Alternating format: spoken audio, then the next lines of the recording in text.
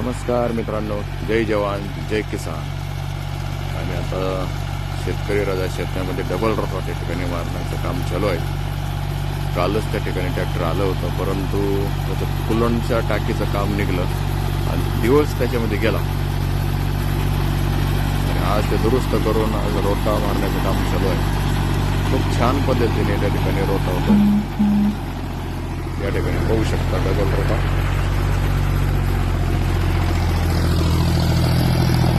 पक्षी देखील त्या ठिकाणी आलेले आहेत किडे मकोडे खाण्यासाठी.